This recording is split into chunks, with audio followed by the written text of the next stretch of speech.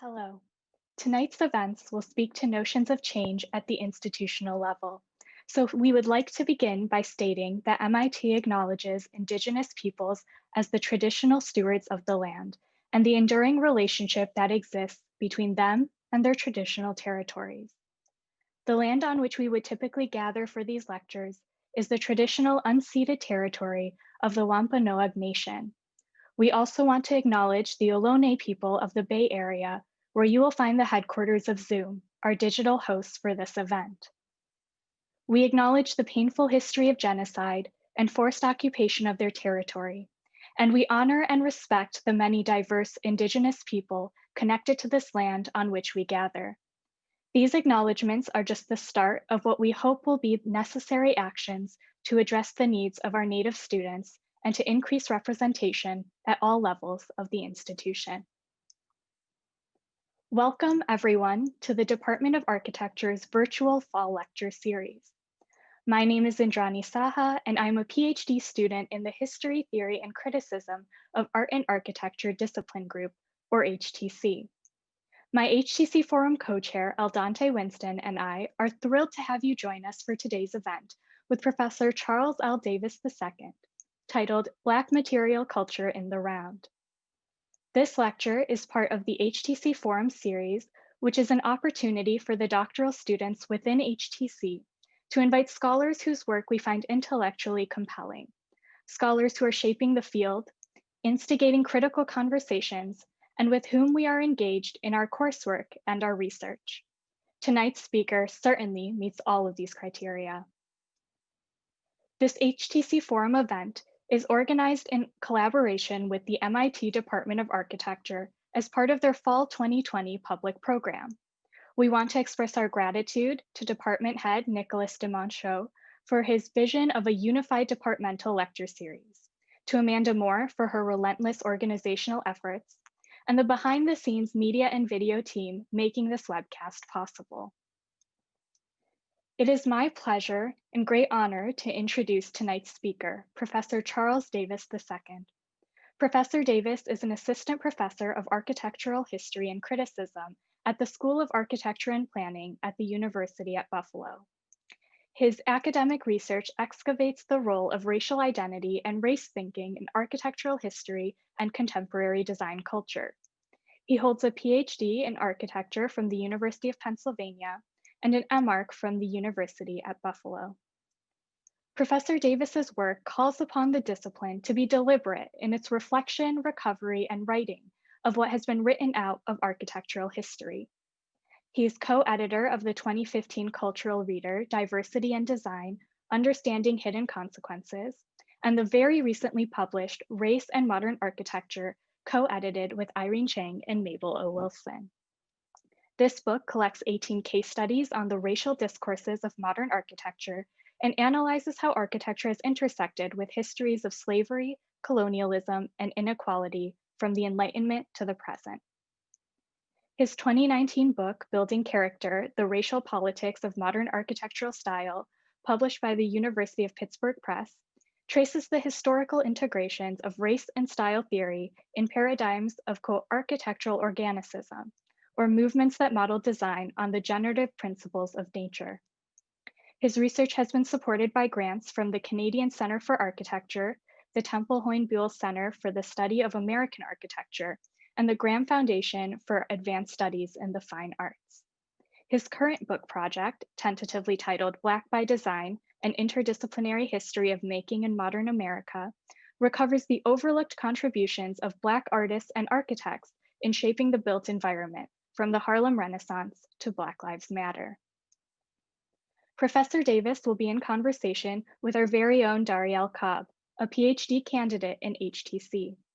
Her work examines modern art and architecture across the Black Atlantic, and her dissertation explores post-colonial expressions of national identity in Francophone West Africa and the discursive milieu which influenced creative exploration at mid-century, including the work of ethnographers, writers, and artists alongside architects.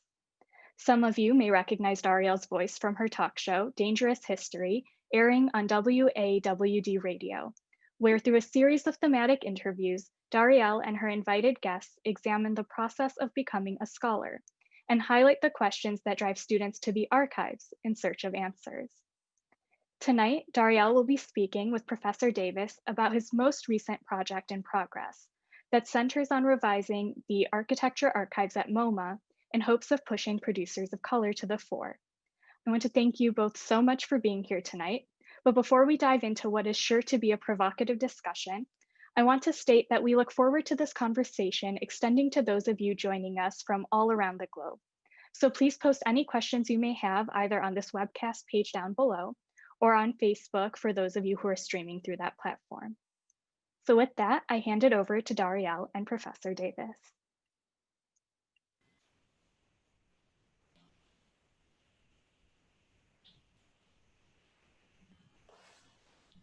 Very good. Thank you very much for that introduction. I just wanted to extend my thanks to MIT for inviting me to come here and speak with you all, as well as to the HTC Forum chairs, including Indrani, Aldante, and Darielle for inviting me here to speak to you for a bit. I'm just going to talk very briefly to introduce some of the themes of the latest book project that I'm working on and hopefully this will provide a kind of basis upon which we can have a discussion and a conversation as we move forward. And to do this, I'm just going to share my screen with you all and just to review a few slides for the opening. So as Indrani has mentioned, I am working on a new book project which looks at and tries to assess the history of African-American contributions to architecture culture. And there are several ways that one can go about doing this. And I want to sort of talk about and critique both the current state of what I see is happening in our field, and also critique some of the ways that we've gone about trying to incorporate African-American material culture in the past, and how we might decide to do so differently in the future. But in this slide, I'm just trying to present you in a visual manner some of the ways that mentally I see the contributions of different peoples and cultures segregated in our contemporary moment. So on the left side, you might get works like Nicholas Pevsner's An Outline of European Architecture, or Kenneth Frampton's A Critical History of Modern Architecture, or Modern Architecture, A Critical History. And these works try to give us a kind of synthetic historical narrative of the progress of either European architecture as it moves from Western Europe across the Atlantic into the United States, and gives us a sense of some of the more monumental movements and architectural forms and ideas that have come across that continuum. Or to think of modern architecture as a kind of cultural project, beginning in Western Europe and then moving to the United States, but establishing what many believe is a kind of universalist or a political kind of formal language that can spread across the world. And in this history of sort of the avant-gardist movements, I see a very much a Eurocentric kind of bias in this work that tends to privilege with pride of place the origins of the kind of avant-gardist history that we try and emulate today, establishing what some have seen and critiqued as a progressive history of architecture, meaning that we're moving from the most primitive forms of constructing the world over into the most advanced. And what marks advanced cultures is the presence of technology and the pursuit of technology, the ideas that are projective towards the future, and the establishment of a kind of avant-gardist class of designers and creators who are pointing us toward this future. Now, of course, many of these assumptions have been critiqued and abused, disabused, eliminated, changed and transformed. But in our contemporary architecture culture, we still see the tendency to use many of the markers of this historical tradition to legitimize the presence of certain new discourses that emerge. We can think of digital architectures and computation as one. We can think of new forms of technology. And even within this kind of neo-avant-garde, What we don't see is a kind of looking at and pride of place of what have been identified as other architectures. So if we look on the right side of this image, I'm identifying some of the books and some of the thinking that has identified folk histories, folk architectures, vernacular architectures, some of which occur at a monumental scale, but because it is so far in the past, we assume that they were simply communally designed, or some of which are identified by as mass-produced forms of developer housing or ubiquitous forms of vernacular housing, where authorship is either assumed to be at the community level or cannot be attributed. And so oftentimes what we do is we find the works of African Americans in the second category, particularly in the United States, when we're talking about the architectures of the big house, those that are found on old Southern plantations, or those that become typologies like the shotgun house. And these types of architectures and this kind of social history and cultural history is separated from the avant-gardist history. And so I want to just put that out there as a kind of schematic framework so that we can talk about what this means when it comes time to educate architects as designers, and what kind of skills they take from both of these fields, but how the authorship and the need for authorship that is true of the books in this left-hand column borrow from the strategies and techniques and expertise and design genius on the left side without giving credit to those producers. And so with the current structure that we have, there is a unilateral, unidirectional kind of passage of expertise from Black creativity to white ownership, authorship, and stewardship. And I want to problematize that by insisting that what we need to do is we need to rethink the very basis of how we think about and teach and structure architectural history. First of all, we have to just identify it as what it is. It is canonical Western architectural history, which means that it comes from a kind of European diasporic school of thought, and it is born from the needs, the values, and the dimensions of that practice. It is a white cultural history, and it is viewed through the lens of whiteness. And within that, we get a kind of pro forma separation between the works of the ancient world and the so-called primitive works, and any work that still seems to fit within that categorization technologically, tectonically, spiritually, culturally, etc. And then the beginnings of Western culture in Greece and Rome, and moving forward into the modern and the high modern up until the contemporary moment. Now, we've done a few things to try and complicate this model with this kind of Western plus model, where we acknowledge the influence of colonialism and try to show the parallel action between the developments at the center in the metropole and those that are taking place within the satellite areas themselves. We've also even gone even further today with global histories of architecture that try to, through the recovery of certain works, bring some of these monumental works produced by producers in the global South, produced by people of color, produced by women, into the canon itself. But all of these discourses leave complete and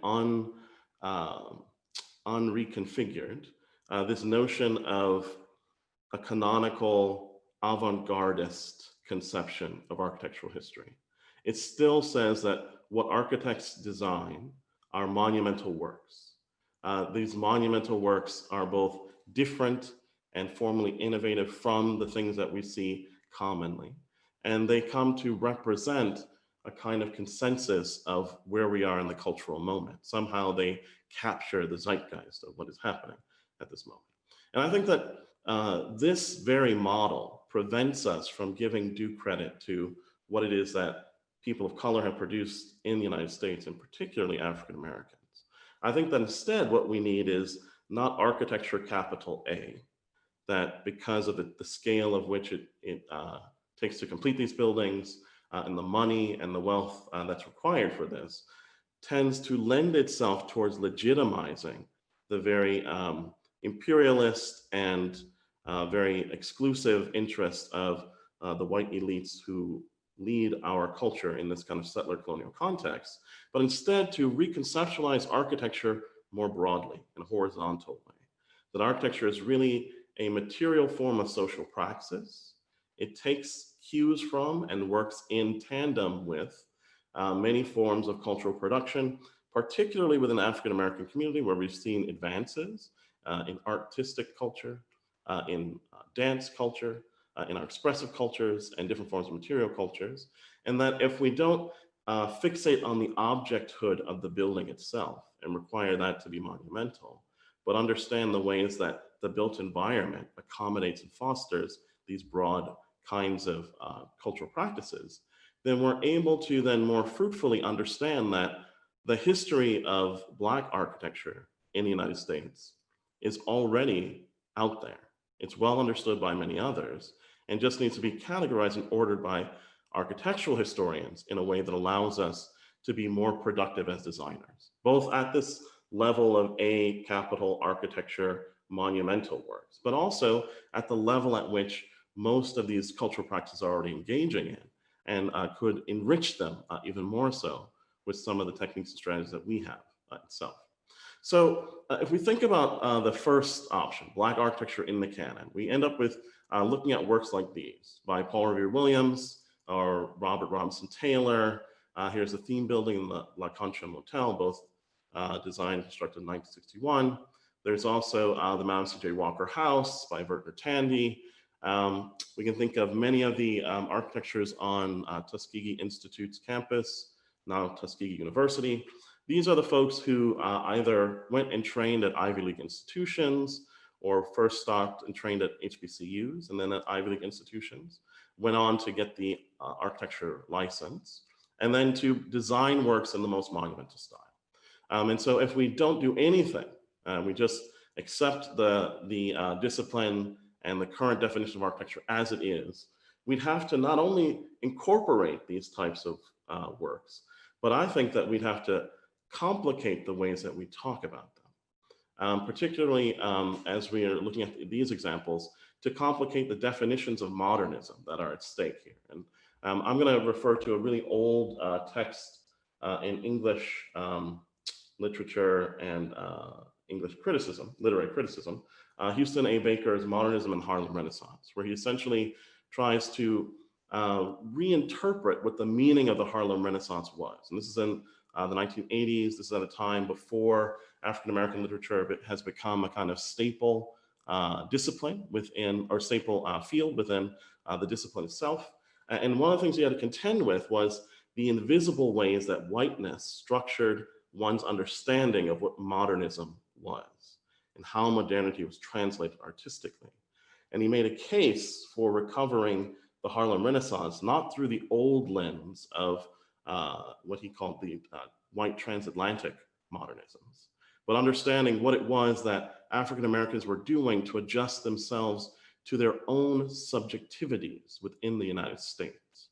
And if we took that same lens and we understood the works of Vertner Tandy, Robert Robinson Taylor, Paul Revere Williams, not for the aesthetics and the strategies and techniques they borrow from a kind of white canonical history of modernism, but for the spatial modes and practices, the types of aesthetic inversions or aesthetic hybridities that they established to accommodate their own cultural practices.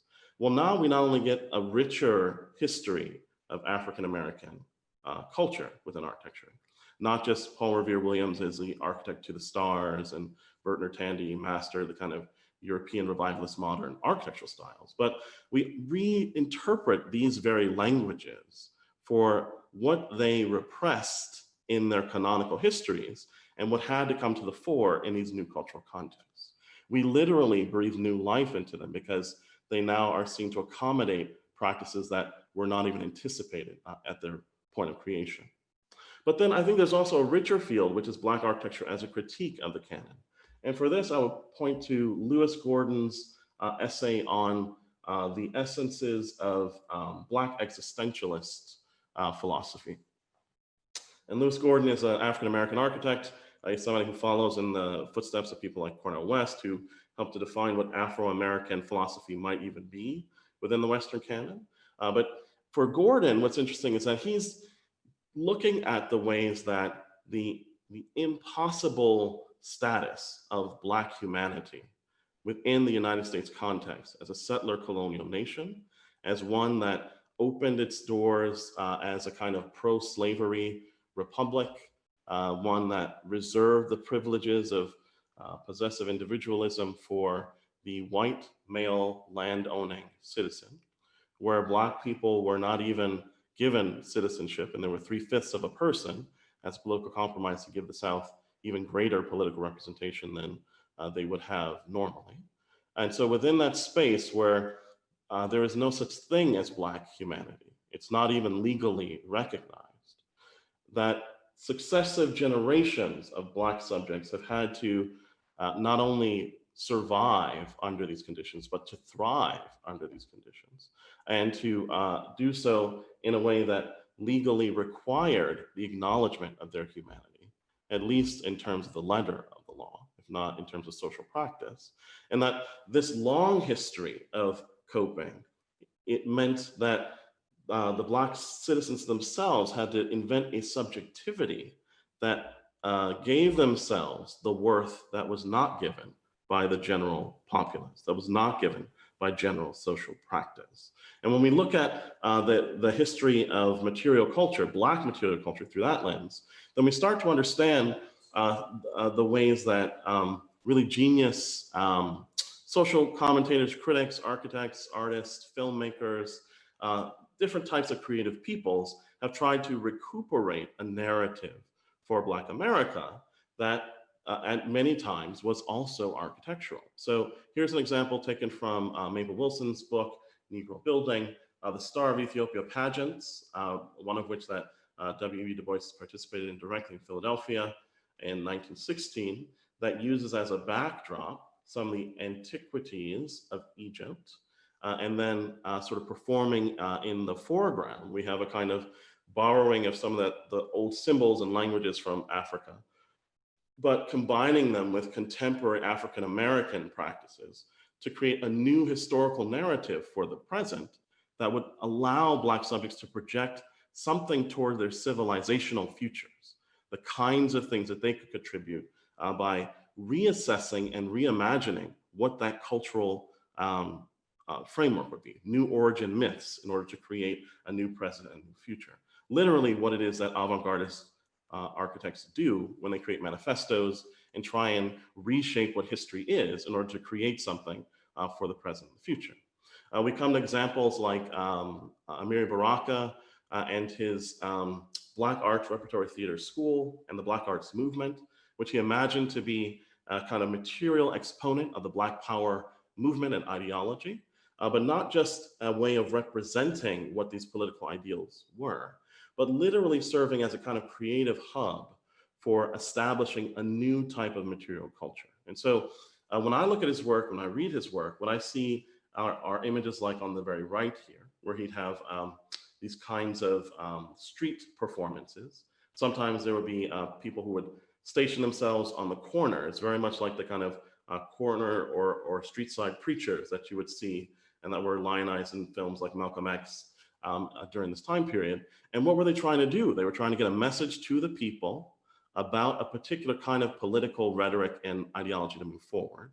And in my mind, what's interesting is that Baraka always used this kind of organization, not just the Black Arts Repertory Theater School, but he established a community development corporation that would allow him to visualize and materialize that kind of formalist aesthetic towards a progressive utopian future. On the left, there's a page from a newsletter that he helped publish, Black Newark, 1973. And on the front cover, it says, "Kauai Towers cannot be stopped." Kauai Towers was one of the first modernist projects that was approved for construction in Newark, New Jersey. Baraka and others that he collaborated with got together with modernist architects to create towers that would literally foster the kind of Afrocentrism that he was interested in. And it was all approved and was going to go into place, if not for sort of both local resistance at the Common Council level and by the nearby Italian-American neighborhoods, primarily not because they didn't think that it would help to gentrify the area, but because it was based on an explicit Afrocentric aesthetic. So even within this kind of tense cultural moment, there's a recognition that there is something important to materializing architectural forms that are associated with a kind of Black radical political and aesthetic vision.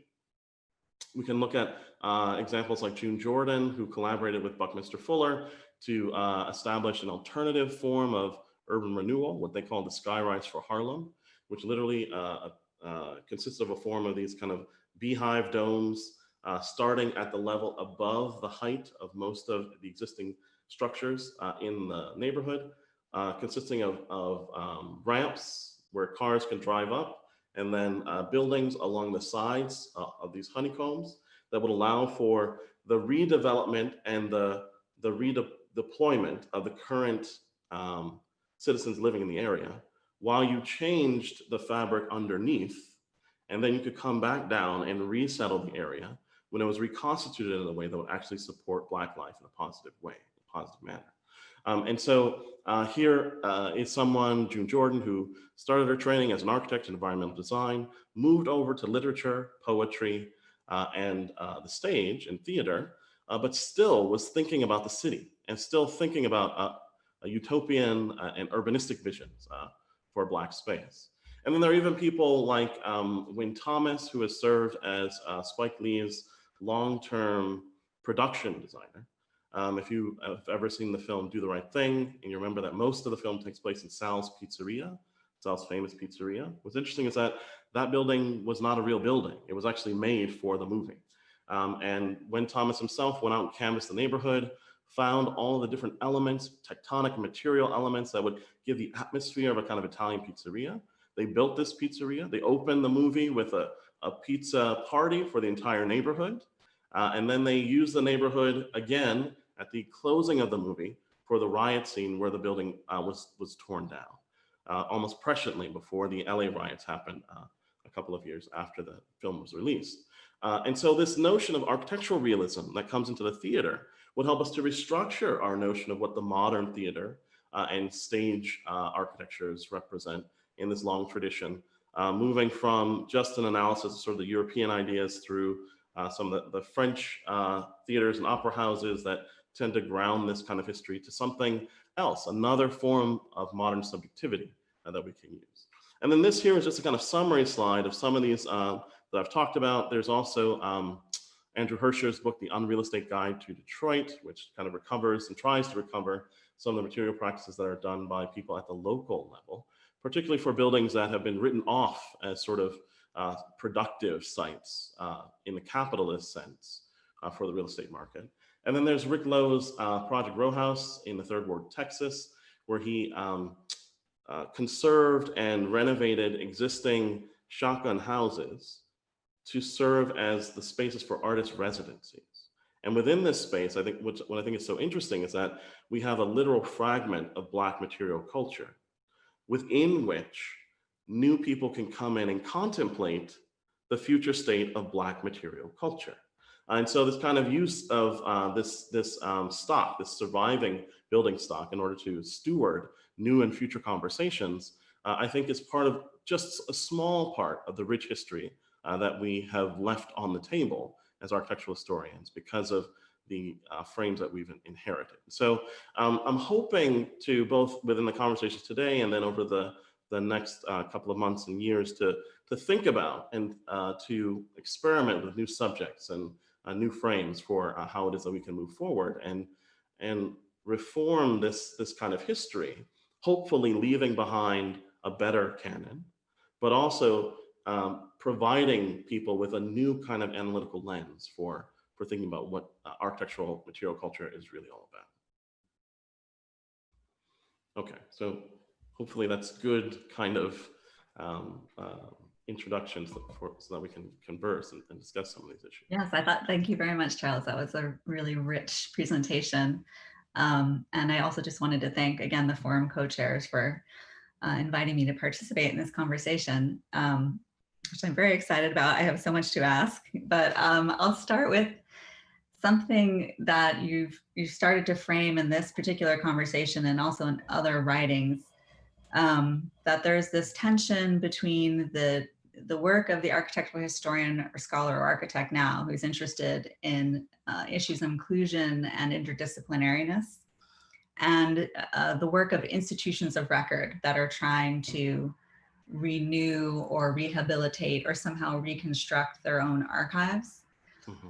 And my question is sort of the whole idea of the canon, as we've talked about it today, is so it's so problematic that part of the question is, can we use institutions of record to repair a canon, or do we need to abandon the notion of a canon or of the way modernity, architectural modernity, has been handed down through these institutions of record, these gatekeepers, and sort of start anew with outside of these institutions?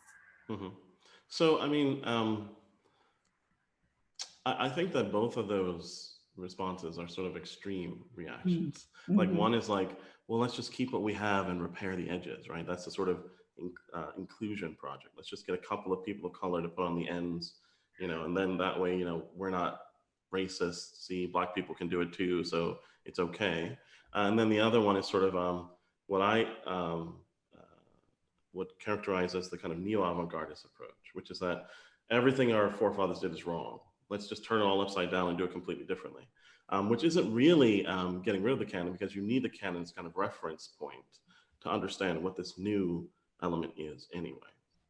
So I think that there's actually a more principled approach that would, in the end, give us a new canon, but also, if it's done properly, give us a new analytical lens from which to think about this, which is to critique the canon in a way that is sort of deep enough that whenever we think of these canonical figures, we can't help but think of their role in the maintenance and sustenance of white supremacy, and the ways that that old definition of architecture was inherently defined by a selective form of progressivism, which is a kind of formalist progressivism or technological progressivism, but not a kind of social and political progressivism, at least not in the way it's always in each project that would radically transform the kinds of foundational elements that give architecture its very power, that give it its cultural purpose and purchase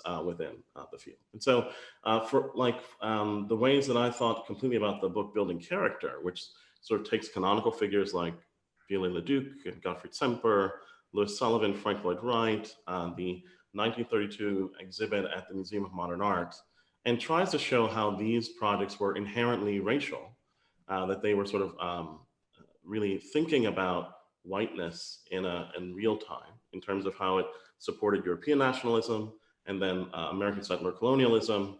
And this wasn't an incidental element of it, but it was literally part and parcel. Not only did they get their formalist principles from biology and racial anthropology, but in its application, it was used to support and legitimize certain forms of racial dominance.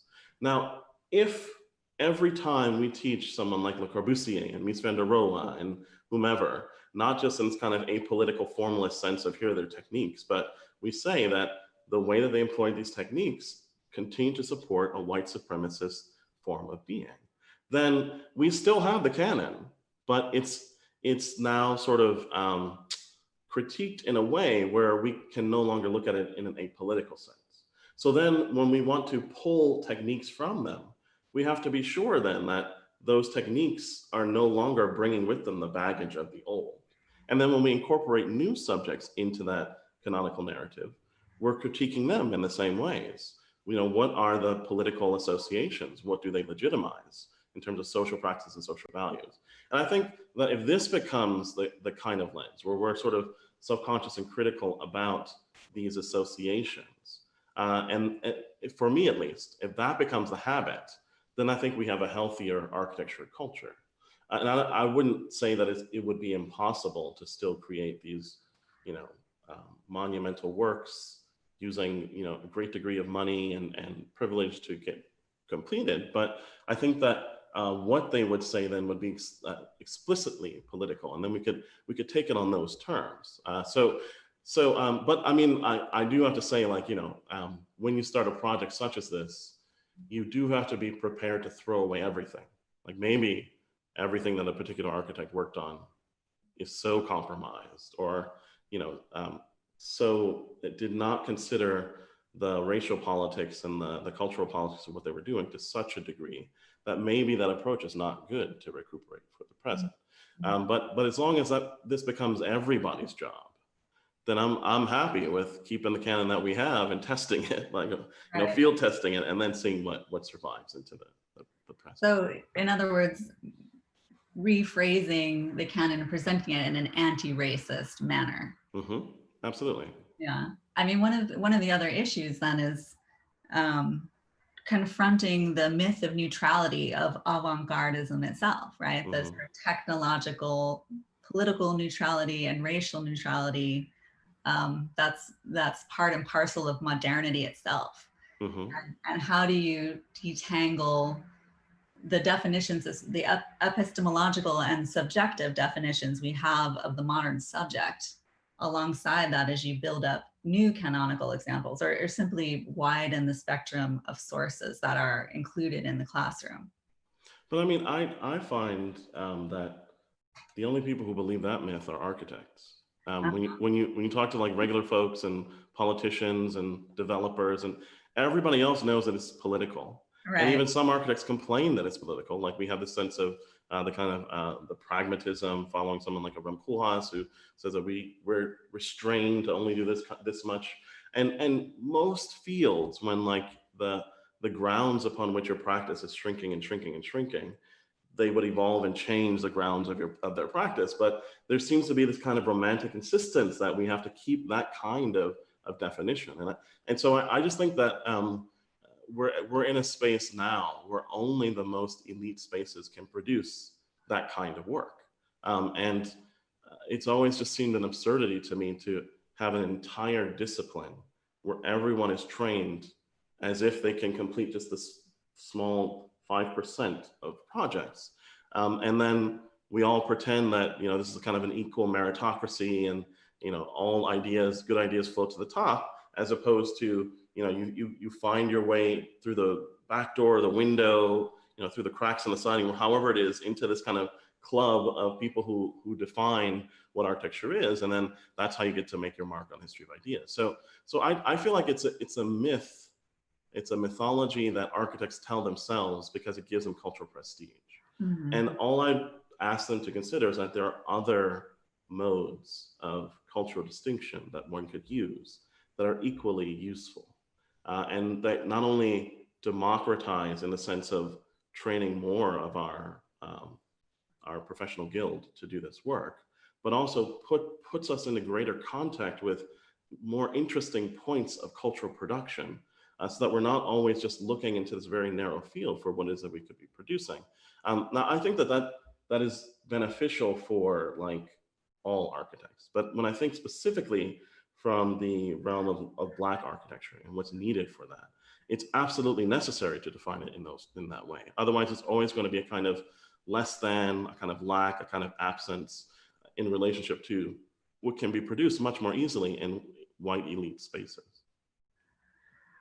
What would happen, do you think, to the conversations we're having as more people are invited in? I mean, would you be so hopeful as to say that the population of architects themselves might change as more people see themselves reflected in the topics that are discussed in the classroom? Or is that also a more longer term project?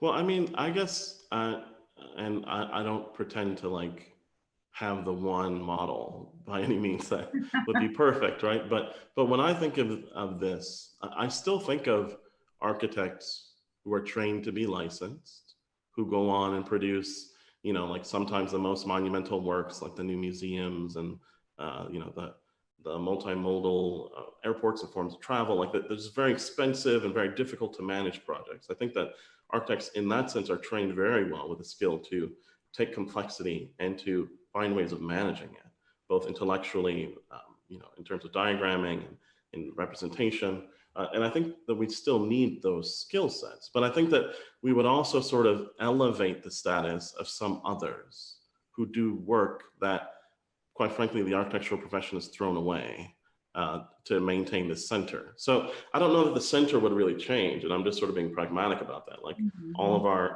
infrastructures and institutions are really about that work. But I think that some of the expertise that we apply to understanding just that work, if we start applying it into other realms, I mean, I would hope that what would happen is a kind of literacy would emerge, and an evolution of that language and strategies and techniques would emerge in these other realms of cultural production. And you find architects, you know, hybridizing with other kinds of practices, with stage production, with industrial design, with furniture design, with cinema. Like there would be ways that architects would start to put on multiple hats as a routine element, not just because of their own personal interest, but because of what the community requires.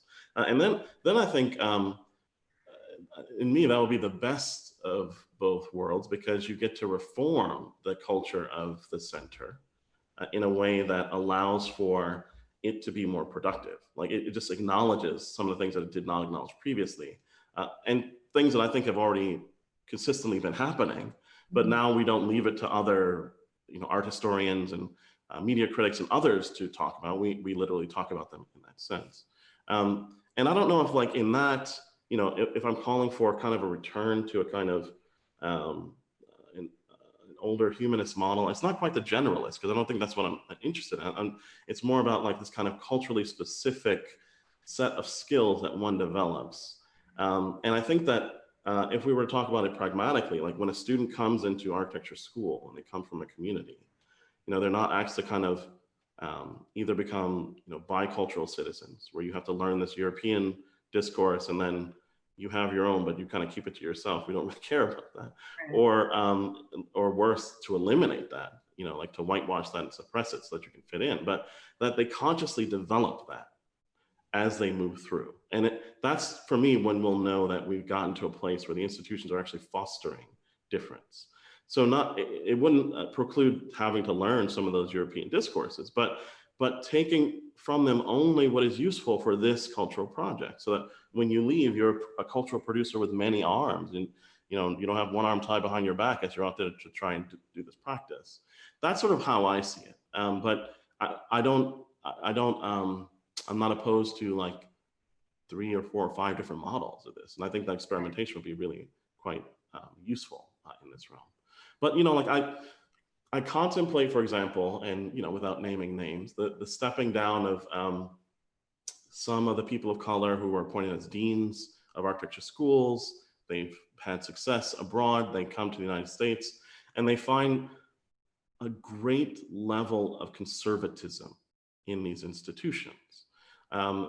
Institutions that are so afraid of losing the little bit of disciplinary language that they have to identify what is innovation in a very narrow band, and that they're so connected to that, and they're so fearful that this ground upon which they currently have their cultural prestige will disappear, that they cannot think to experiment in other spaces.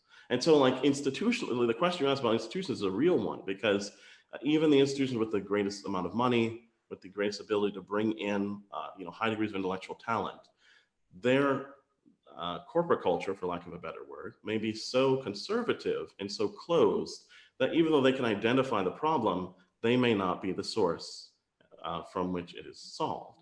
And to me, this creates a really interesting dilemma then, which is that if you have a weird experiment happening over here and it's not in this premier space that we're used to, how is it that you give that space the legitimacy it needs to gain the cultural distinction, to then set a new standard for the discipline that others will follow? I mean, I think that'll be a bloody path, quite honestly. I think that like, you know, people are going to be fighting to maintain their centers of control, even as they're trying to pluralize it. And I see it even now, where people, I mean, like, everyone in the field is trying to think about, how do we reform our institutions? But so many times I see them using the old language, the old conceptual terms, the old ways of analyzing to do this work. And I think that even has to change. Like even the most progressive forms of analytical lenses that we currently have, there's something wrong with them, or we would be in a better place now. So I don't know that I would trust them as much as some others do. And I get into these debates about like whether we need an avant-garde, and whether you're trying to destroy the cultural prestige of the discipline by asking for this. And I'm saying, the essay that I shared with everyone for the forthcoming MoMA show, I really started it off before the final edition, saying that architecture was a field that was on the run from itself.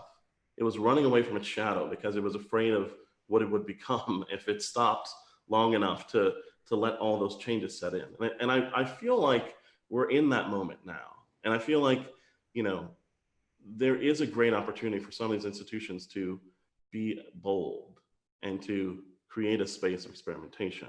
But I really worry that the conservatism that has a hold on them may prevent them from doing that in a substantive way. I mean, it sounds like what you're calling for in a way is for scholars and architects to be brave. Yeah. To get ready for a fight in the long run, essentially, to keep pushing these ideas forward at every point, and to resist some of the schizophrenia that we have of lionizing certain parts of the profession and sort of devaluing others. But this bravery, I think we could even be like more plain stated about, right? Like what it really requires is that the people who are currently leading the field refigure the field in a way where their current prominence may disappear.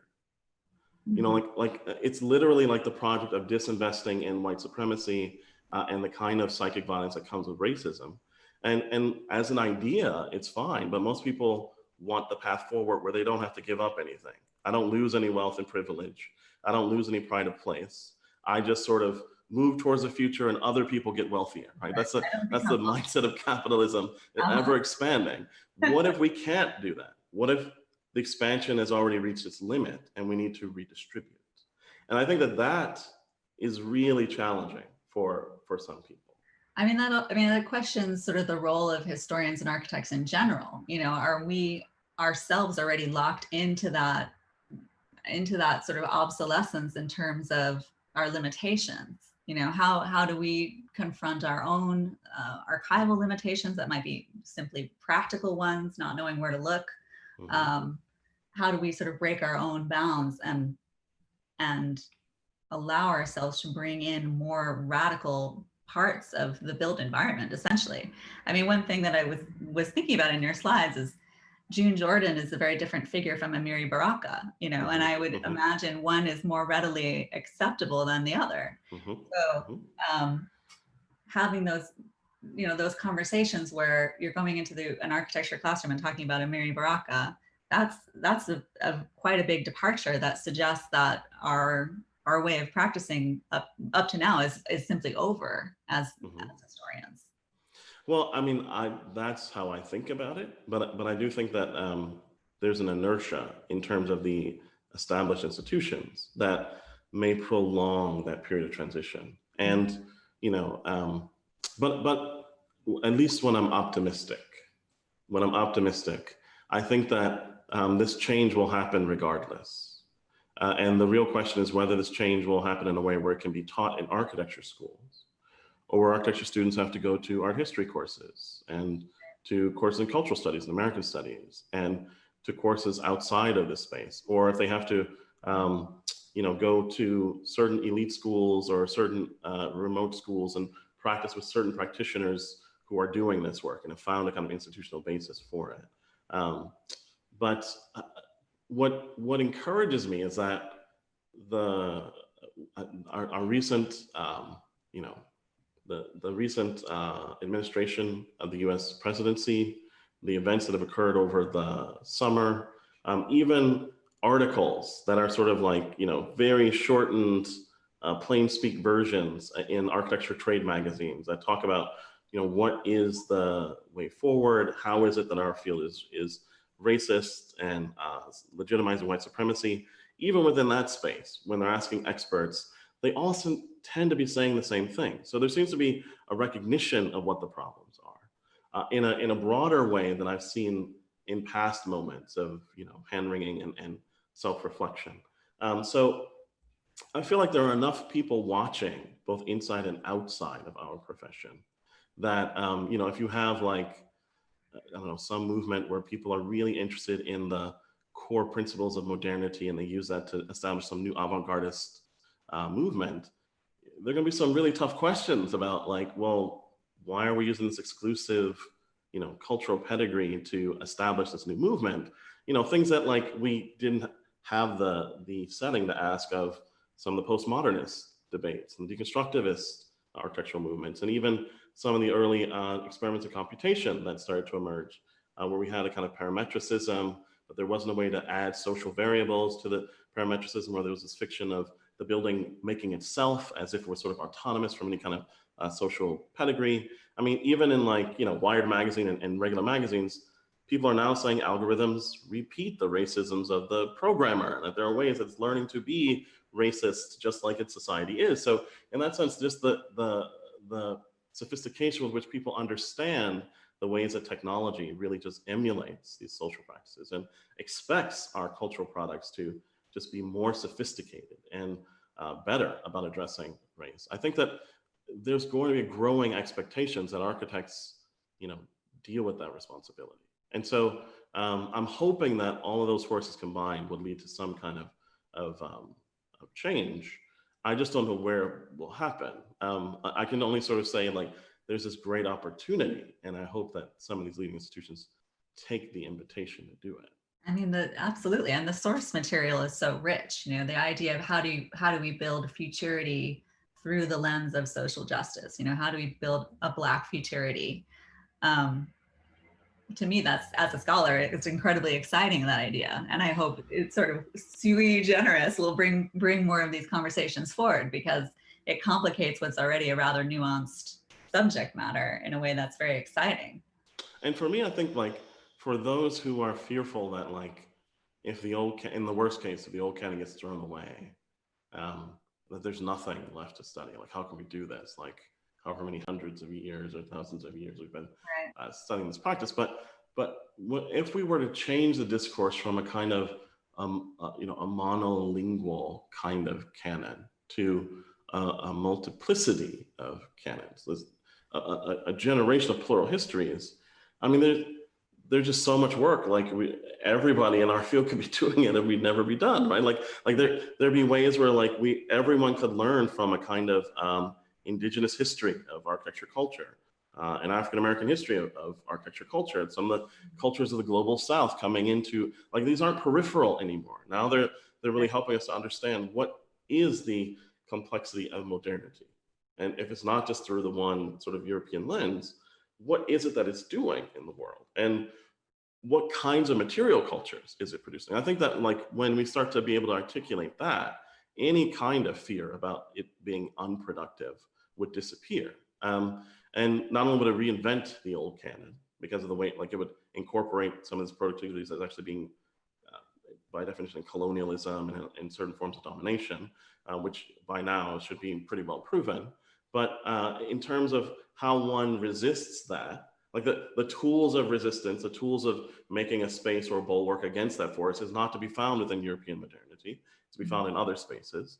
As long as we name its makers and give them authorship status and can do that, which then would have a strong force for compelling the diversification of those who teach this tradition, those who head these institutions. Like if it's not just in European history, why do we only have people of the European diaspora heading all these programs and doing this work? So in that sense, I think it could be very rich, but I think that, you know, it's just one step at a time, really, to make sure that it can happen within architecture. I think it will happen regardless, but I think that I'm hoping that it will happen. It would be nice to have some ownership, right? It's some active involvement from our discipline in this process. But I mean, like, as you say, it will mean that like the type of personality and characteristics that we see are common to the architect would be different. It would be different. And like the kind of person who, you know, prances around now as part of the avant-garde, like they're a relic. We don't need that person. Now, some of them are so well placed that they can change themselves. They'll be a Le Corbusier and they'll give themselves a new name like Madonna or whomever, you know, and reinvent themselves. And others will come up trained in a slightly different way. But but we need that future. Like the denial that we've had, I think, leads to moments like the one we're living in. And people look around and say, oh, I thought we did away with like this kind of racism and the alt-right and all this notion of like, well, why are they thinking like we have a white history in America? Right. It's because we have a white history in America, but we don't know how to talk about it. Like we don't know how to critique it and redirect it to something else. And any form of ignorance and passivity on that side fuels that side. And this is the moment to learn that like we can't take this apolitical stance. You know, even if it helps the small few, it's killing the rest of our society. We absolutely need to be doing something else and redirecting our energy to something else. Are there any movements or epistemological shifts in the past that you think we can draw from for lessons? For example, feminist critiques of historical events, or well, I will say this, like part of what I've been sort of struggling with maybe in the last year or so is sort of what lessons can we learn from the kind of post-colonial critique, that moment, and also from previous moments of feminist critique, not only in terms of like the analytical tools that they gave us, but also the limits of institutional change that they were able to initiate. Because when I look at like the post-colonial criticisms, I see a lot of success in other fields. And I see a kind of acknowledgement in architectural history that it is a force.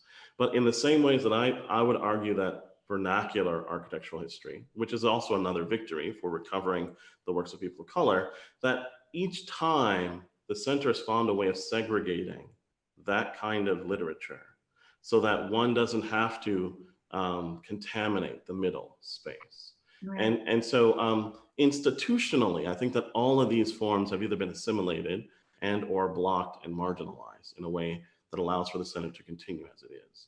And for me, I feel like that's the lessons that we also have to learn. It's not just the critical language and acknowledging like that there are many thinkers to borrow from, but I think it's also the institutional strategies. And one of the things that I think like I really debate in my head about is whether, the time period when we had folks who taught studio and also taught history was a good thing, that it would have allowed for more of an infection into the core ways that things are taught versus what we have now, which is like a proliferation of technical requirements that pushes these things further and further apart. And so there's a lot of innovative things happening in architectural history in that front. Like there's a reintroduction of settler colonial theory and criticisms that bring what was usually segregated within post-colonial spaces into now spaces like the US and Canada and places that thought that they were free liberty producing democracies, now understanding that they are also a kind of colonial space. So how it is they can deal with this. But I think for me, like, this culture and, designers want this space because it allows them to be creative and to do stuff without everybody else kind of poking their fingers in and like, critiquing from multiple directions.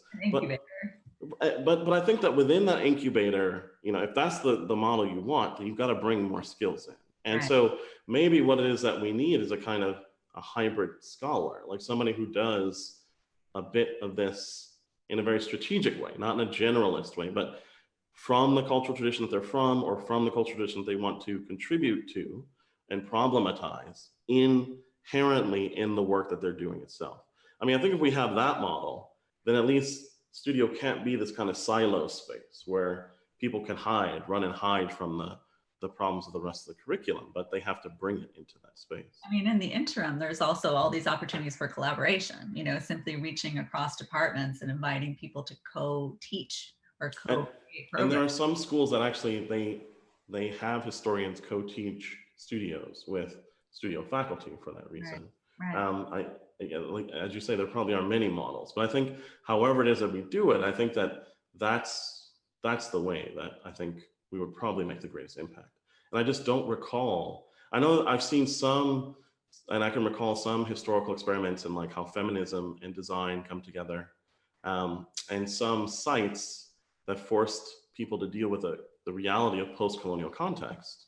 But then I also remember like sort of early studies of Lagos, and they were very apolitical and they were very formalist in terms of what they studied. And so the site itself doesn't necessitate that someone does that. It has to be part of the ethos of the studio culture.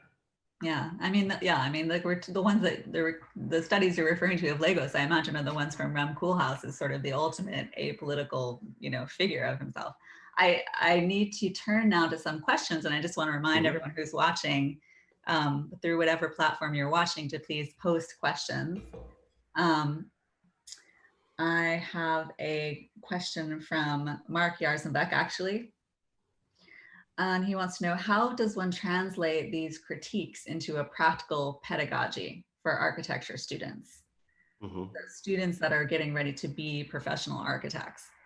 So I'll try and use a real life example. So in the last 2 or 3 years, I've been teaching a studio that tries to take some of the language from what you would call a European architectural discourse, particularly around typology, but to bring it to a setting, both a professional setting where type and the understanding of type is not nearly as sophisticated. It's really just sort of, these are the buildings that existed, usually from developer culture. In this specific context, in Buffalo, New York, there's a neighborhood, a primarily Black neighborhood called Hamlin Park, which was initially established for European ethnic immigrants, Polish, German, and some small segments of Jewish population in the city. And both of those spaces, the first one being designed for standalone homes, the other one being the southern part of the site being designed for renters along with standalone homes. All of them built in an American architectural style, meaning a European derived architectural style. Then as time progressed and we have African Americans move in, and as they move in, around the 60s and 70s and early 80s, the neighborhood starts to get recognition for being a historic district. So now some of the characteristics that mark this neighborhood are frozen in time, even though the population and its needs are changing.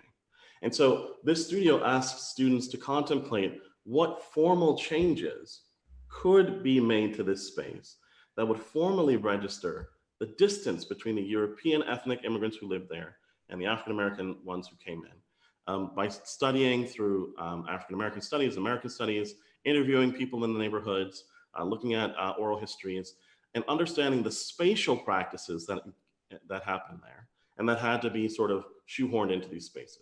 So in that sense now, my students had to first identify the ethnic pedigree of the styles that were there. Then they had to identify the unique spatial practices of African Americans that deviated from the expectations of developer housing in those spaces. And then they could establish a kind of architectural language that brought these new shifts or these misalignments to the fore. That's just one way that I think one could pragmatically introduce this into the practice, just by providing a richer historical framework from within which I think these practices could take place. That's just one example, but yeah, I thought a practical example might be useful in that sense. I have a related question that's about the pedagogical concept of the precedent and how the precedents that we bring into studio could operate as anti-racist signifiers, essentially, in constructing those pedagogies. So, I mean, and of course I'm a historian, right? So I think about this a little too much, but this idea of using the precedent, I think, is a kind of a double-edged sword. So like on the one side, yes, you can sort of take precedents from elsewhere, bring it into this primarily Western context where the training is all Western European, and try and resolve that practice. But in some ways, the very idea of precedent that we've inherited from institutions like the École des Beaux-Arts, in some ways it's tangled in this history of literal, I consider the École des Beaux-Arts to be a literal colonial institution. A lot of the projects that it produced were, like create this new official state, apparatus within the, Tangiers, which is the colonial periphery. Literally, they were trying to figure out not only how to codify the architectural styles of the state, but then how to spread that logic globally to these other spaces. So the way that we think of precedent and the cultural information it brings forward, I would be worried that the cultural information is limited to the elements that are already easily assimilable within a kind of, settler colonial or colonial mindset.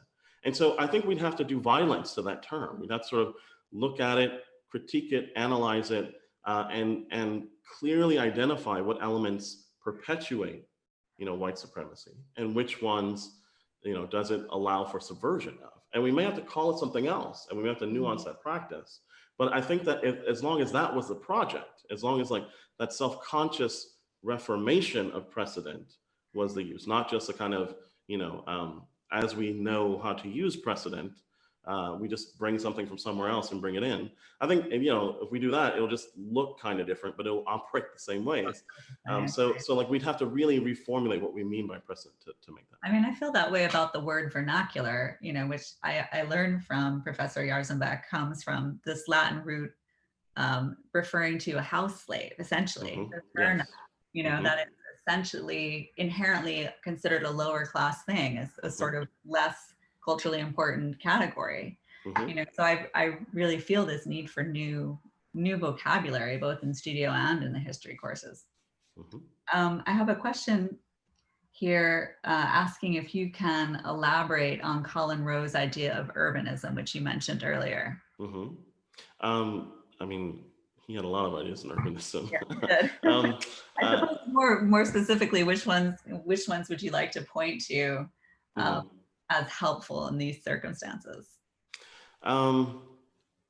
Okay, I usually start from let me start from the other side and say, in the bit that I have researched on Rowe in relationship to race, what I think is problematic. So there was an exhibit that he participated in from Cornell. Peter Eisenman participated in, I can't remember where he was at the time. And there was one other Ivy League institution, and they were reformulating Harlem, basically. And they were all sort of looking at the spaces around Central Park, and they all applied their different theories of urbanism to this space.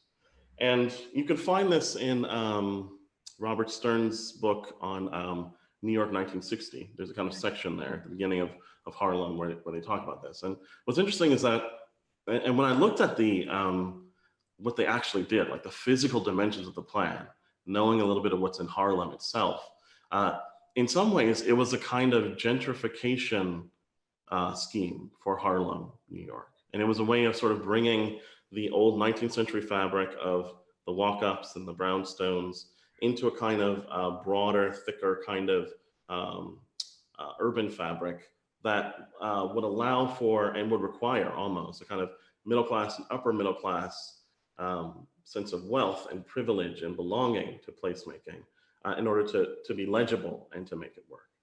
And so I don't think they thought about it in those terms at all. But when you looked at them from the social and economic aspects, the implication was that the culture that exists there now, the renter culture, the kind of the more modest scale culture, was insufficient. And so in terms of like, and then there was an argument that was made, and it's in the opposition's the collection there. I can't remember the name of the author now, but it was one of Rowe's students that claimed that the techniques that he borrowed from the history of urbanism were already informed by a cultural politic. So therefore, the designer didn't have to worry about the cultural politic. They could just use a technique. But then if we go back and we critique the cultural politics that were inherent in them, and we find them to be primarily supportive of a settler colonial context, then I would agree with Rowe that that's actually what he was doing, and that's why his forms appeared the way that they were. So in terms of like the sources and the references that he used, I find them to be problematic, particularly in the ways that he refused to analyze them. In the ways, I mean, like if you think about the urban design studio at Cornell, it occurred during the 1969 protests that occurred on Cornell's campus. It occurred during one of the most racially contentious periods in American history, where civil rights was moving from this kind of like core liberal principles into Black radicalism. SNCC was emerging. There were college campus protests that were happening, saying these are major problems that we need to deal with. And you have the studio that's like extremely formalist in the way that they want to cover urban problems. And so, you know, the insulation of the autonomous architectural practice that he put forward to me is highly problematic. Right. But I do think that what brings me back to Rowe, despite those issues, is his dialectical mode of thinking and his desire to want to connect past with present and future. And even when he sort of moved away from the kind of analytical geometries that Eisman and others really loved into the kind of what eventually became like this pastiche postmodernism, which I don't think he did in that way, but you know, those around him sort of took it in that direction. I think the ethos of what he was after was a kind of conversation across history that was productive in the present moment. I just would critique his apolitical mode of doing so, and to say that if he was to take that really rich formalism that he was able to produce, but to find a way of really ramping up the kind of the historicism within it, not just in terms of forms that could generate themselves because architecture had become self-conscious in some way and could find its own forms. But no, you know, there are social projects in the present. They require the material forms to be engaged with that social praxis. And it's the architect who's working with others to figure out what that means. And it's the architect's responsibility to understand the history of those forms and what can be brought to bear on the present versus others. I think that could have produced something quite different. But that would be the way that I would answer that question, at least for me, like what brings me back to Rowe. Right. So it sounds like what you're saying is that we can take this dialectical methodology that he employed in his, you know, critique of urban spaces, but remove the blanket of formalism, essentially, that's shielding these authors from dealing with the issues of gentrification in the spaces that they're actually interfering in or, you know, intervening in. Well, I think actually like Rowe's dialectical approach was heavily formalist. And actually, I think that could be a plus. But I just think that the ways that he understood history and plugged it into, like from the kind of the autonomous period where it was geometrical and there are ways that this thing is introducing its own thing, to the very selective way that he was interested in history. Like he was interested in like, you know, Rome and you know, with Roma Interata and other things, like the kind of prestige that came with the forms themselves as sort of historical references of greatness, as opposed to, at least for me, you know, the kind of patina of the everyday. You know, like I would be really interested in the insula spaces of Rome, not the Colosseum, and really trying to take the ethos of that everyday practice and put that into his dialectics. I still think that there were, like, and I'm saying this like off the cuff, right? Like I've not gone in, and Rowe's not one of my chapters. It's not somebody who I've done this kind of really close critique on, but I feel like if one is to do that, that would be the area that I would test. You know, how historically specific would the dialectic have to be? And how historically specific would the formal borrowing have to be? I think then there could be something really quite interesting in there. But I don't think it would do the same thing that the postmodernists did. I think like actually we might find that it's not form itself, but space. And it's the everyday practices, it's the exchange of ideas within that space, and that architecture becomes a kind of backdrop. And so if that's the case, then the question is, what do we do with form? And should form even be the central question? So I don't want to say it's aformal, but like we don't rely on form to do all the work. And as long as we're willing to do that, I think Rowe's dialectic could be productive. That makes a lot of sense. I mean, I suppose in my mind, I've elided a kind of formalist approach with a positivist approach that eschews any kind of social commentary. So it's really interesting to hear you talk about how those things they're not mutually exclusive, in fact. I have a question here. What do you think could happen after a lot of work has been done and cultural justice is established? Once space is decolonized, what kinds of architecture could appear at that moment? What would you imagine? This is a very utopian and fascinating question, speculative question. Well, I mean, I guess for me, I guess I would challenge the questioner to think about maybe architects wouldn't have to imagine. Like maybe society is producing some really interesting, rich architectures that are based on this new social order of racial equality. You know, I wonder if I'll even be alive when this happens, like when everybody really has like, you know, equal access to things, and the privileges that we extend to everyone is extended to all folks within our communities. Mm-hmm. But I think that if that were the case, so then I'm assuming that like racial capitalism isn't sort of still predominant in the land. There's enough resources within each community for them to make their own decisions and to either commission architects directly or to engage in a kind of material practice that's quite expensive and sophisticated on its own terms. And if quite honestly, like if I was able to give like, you know, folks on the east side of Buffalo or in like these Black enclaves money to experiment, I just want to like close my eyes and disappear for 10 years and come back and see what they produced. Because I think that it would be way more interesting than anything that an architect would imagine. Right. Just because it's unanticipated, we wouldn't even know like how they're making these things. Mm-hmm. And we know this already because we look with great interest at the so-called informal spaces that are created with people with no resources. And so like there's a great degree of creativity there. So like what's going to happen when like somebody has like 4 or 5 times the amount of wealth that they had previously, and like every small problem that they have now, it's not just about survival, but now it's about sort of articulating the meaning of their space. I mean, I think if as architects, like, you know, and me personally, I wouldn't want to mess with that space. I want them to produce stuff and then come in and learn what they're doing and then like do a little bit of experiments here and there, and then like go do some big design somewhere else where it's already established and they need you to kind of codify the language and to give it legitimacy in a slightly different way. That's what I think would be happening. And there's a version of this question that I remember sort of someone asking me about, like, now that's sort of in Harlem, like Harlem is no longer Black. It's now a gentrified space. You know, what can we do to kind of keep this from happening to other Black people? And my answer was, we may not want to. Like in a sense, just because Harlem was one of the wealthier segregated enclaves doesn't mean that we want segregated enclaves. Like what we want is for people who are displaced from that space, either by choice or without choice, to have enough resources to still make culture for themselves. Right. As long as that happens, it doesn't matter where Black people live, they can make their culture. And like, if that's the case, then it's okay. Like then things can move about. And especially if we're assuming equality, then there's a way that they will be allowed to be productive. And so like, and this is where I guess the historian in me sort of like takes precedence over the designer.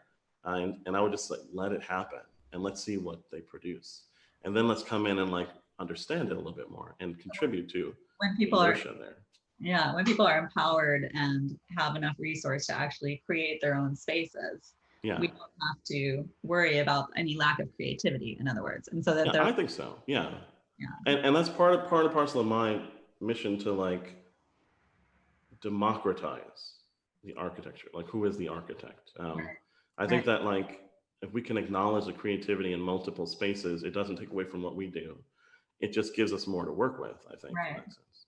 Right, to think of it as a cooperative rather than as a competition between, you know, elite architects and other designers.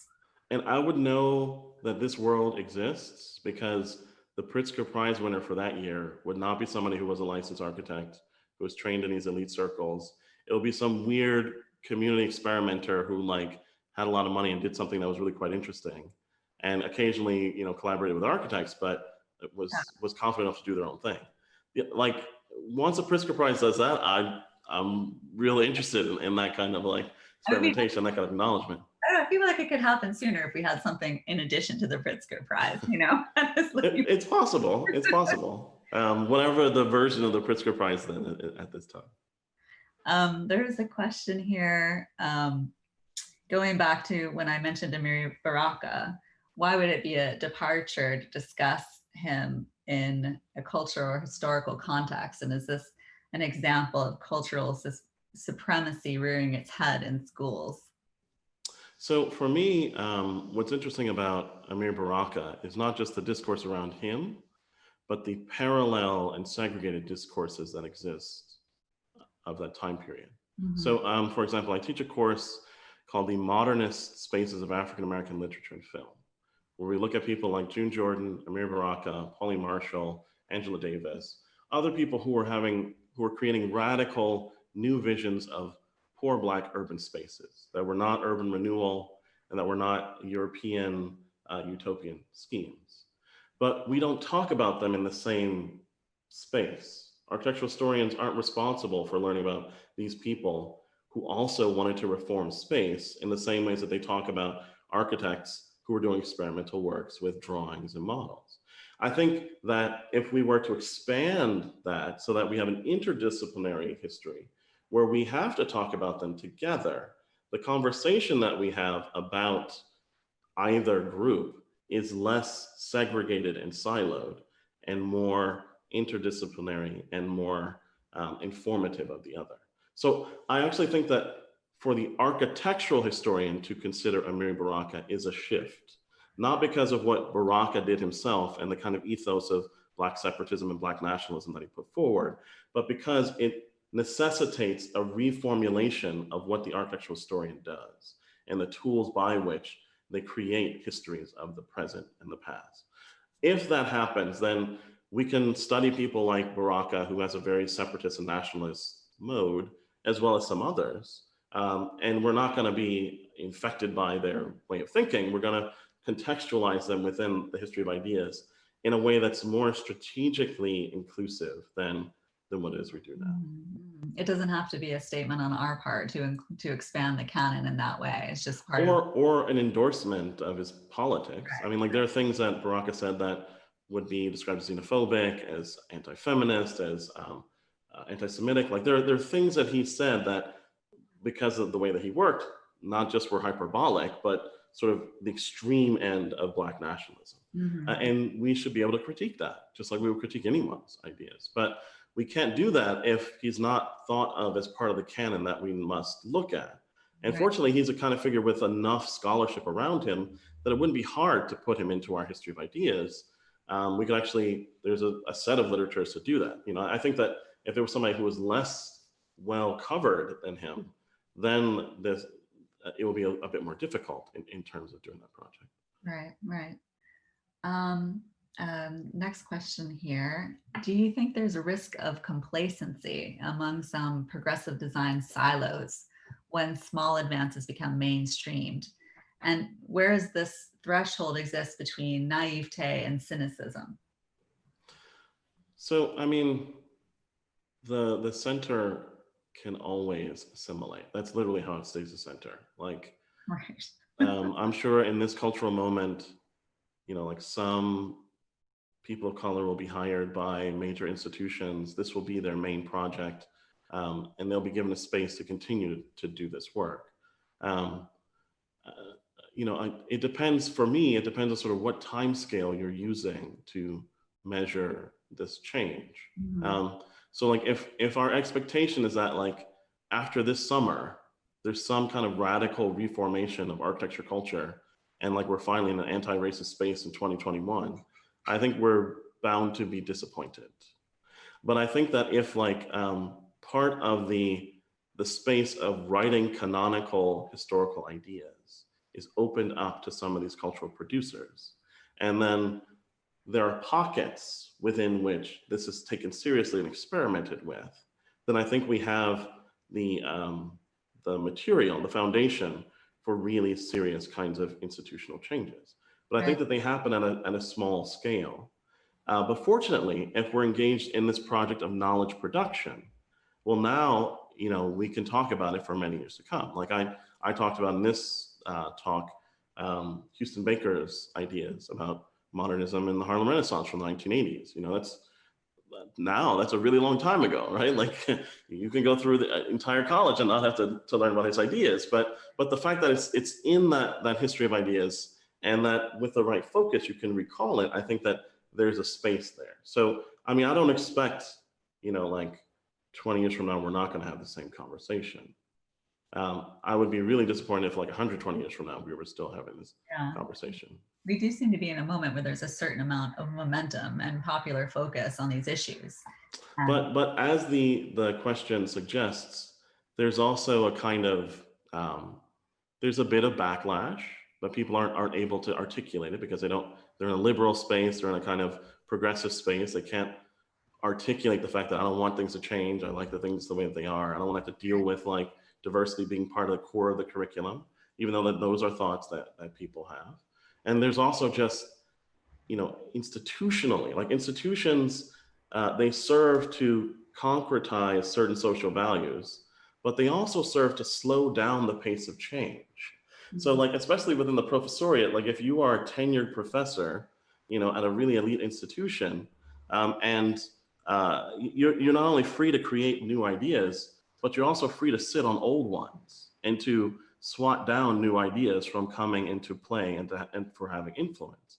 Right. And so some of the task that we will have is like, take your vitamins and eat your Wheaties so you can outlive some of these people, so you have an opportunity to say something. I mean, like we have to wait for them to die or move off or do something else, barring any kind of like large scale, push from the ground level, right, from the students and from communities that want something better to be produced in these spaces. And so all of those things have to happen simultaneously, but the nature of institutions means that there's going to be a lot of resistance.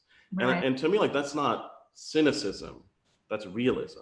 And and like the way that some people are describing this cultural moment, like more broadly, especially politically, I think that looking at it as, the project for an anti-racist future is never accomplished. It always has to be done every day.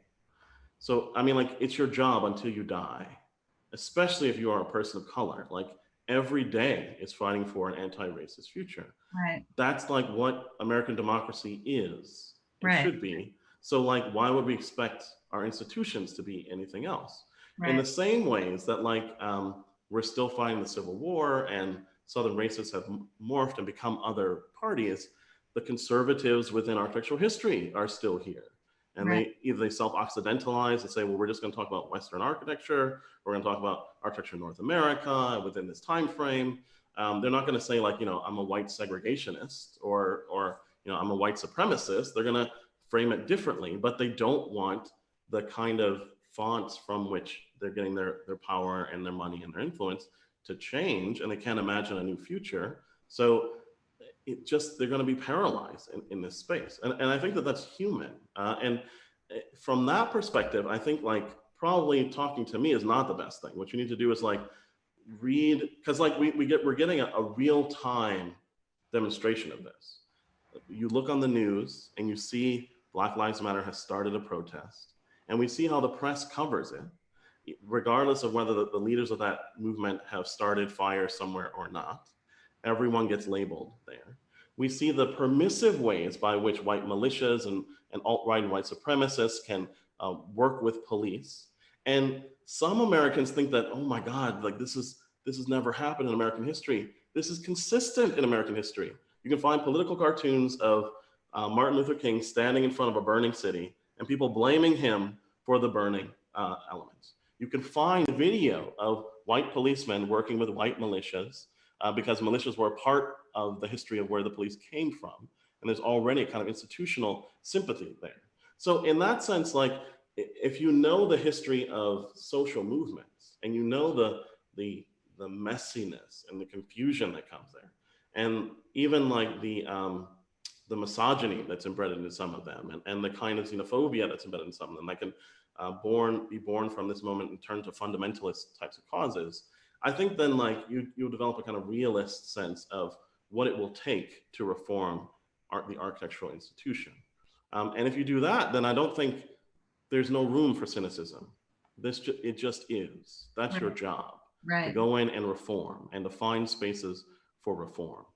Then it's really, what can I do in architecture and what do I have to do outside of it to compel architecture to make changes? And then there is no room for cynicism. It's just strategic action.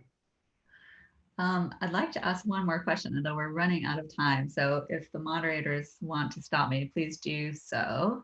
But I'm going to ask one final question for you, which is, do you see a notable difference in the way art historians address or discuss Blackness versus the way Blackness as a theme is discussed by architectural historians? And if so, what types of methodological approaches can architectural historians take to or learn from in their art historical counterparts? Mm-hmm. There's a little bit, it's a little difficult to answer that because like there isn't such a strong division between architectural historians and art historians. Someone can be trained in a PhD in architecture in a school of architecture and work in an art history space and vice versa. So unlike when the architecture PhD sort of emerged and there was this kind of argument for the distinctness of what the architectural historian does because they were a practitioner and brought things to bear on that. I think that there's a lot more energy between the fields where people are borrowing ideas from one another. But having said that, I think that institutionally, the kind of institutional home of the art history department means that they partner with and learn from more humanist departments than professional schools of architecture. And I find that their students tend to be better read in this broader history of these kind of anti-racist practices. But on the other side, I find that the architects who, for one reason or another, move into architectural history from the professional practice, they bring with them a kind of sensitivity to the material reality of the building, the kind of tectonic sophistication and their ability to read that. And I do find a kind of notable difference in the ways that that comes into play. So buildings aren't, there's very little danger of the building being read as kind of just a symptom of a political kind of movement. But there's a sense that architects have their own agenda and they contribute in some ways, some knowing, some unknowing. But the building on its own terms, in terms of how it frames spaces and in the long history of the building, is made to engage with other agendas. I find that to be much better covered by architectural historians. So a kind of familiarity with the broader literature in art history versus a kind of sensitivity to the site and the building and the context within architectural history, which I think if these two things come together, you know, we can only benefit. But that's just currently from what I see in sort of the institutional homes. And